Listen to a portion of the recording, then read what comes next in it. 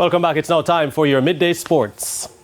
2018 third place team Belgium were eliminated at the group stage of the FIFA World Cup following a 0-0 draw with runners-up from the last World Cup, Croatia.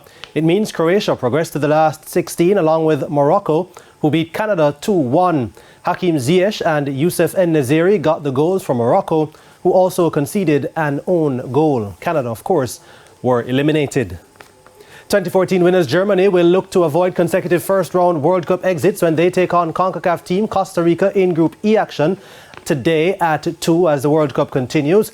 The Germans must beat the Central Americans to stand any chance of qualifying and then hope that Japan are beaten by Spain.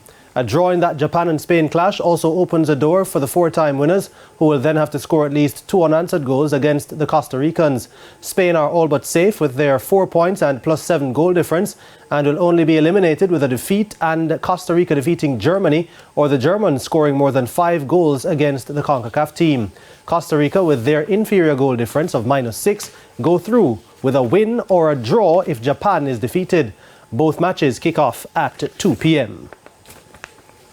Now in their first ever test partnership, Captain Craig Brathwaite and Guyanese debutant Tagenarine Shandapol have given the West Indies a solid first innings start in response to Australia's mammoth 598 for 4 declared on the second day of their first test in Perth. The pair closed the day on 74 without loss as the Windies trailed the Aussies by 524 runs heading into the third day.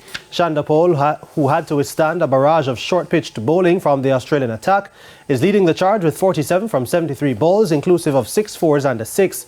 Earlier, the Aussies, resuming on 293 for 2, amassed their score with double centuries from Marnus Labuschagne, 204, and former captain Steve Smith, 200 not out. Smith, in the process, equalled Sir Don Bradman's 29 test centuries and propelled his average to 232 against the West Indies in 6 tests.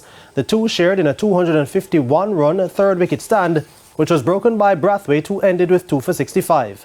Travis Head fell short of a 5th test century after being dismissed for 99. Play resumes at 9:20 tonight, Jamaica time.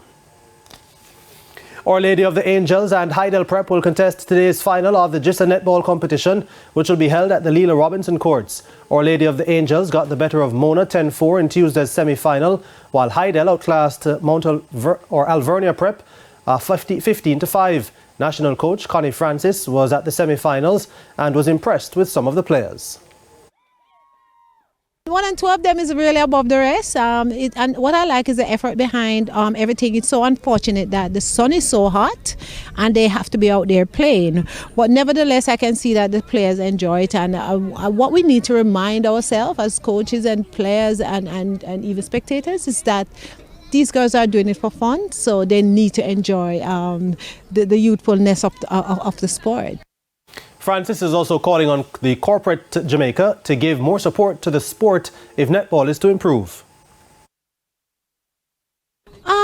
There's always heaps of room for improvement. Especially our Sunshine Girl team, we really need the financial support to back our program, because even the other night we had our session Monday night and we didn't even have rehydration fuel. So so we are lacking in a lot of areas, and we really need some support, not only for the Sunshine Girls but also for the youngsters coming up, the schools, and we need some people to be backing them, because especially this right now in the schools, these are the future. I spot a real good crop of girls who in a few years from now, if they stick with it, they can be a Sunshine Girl.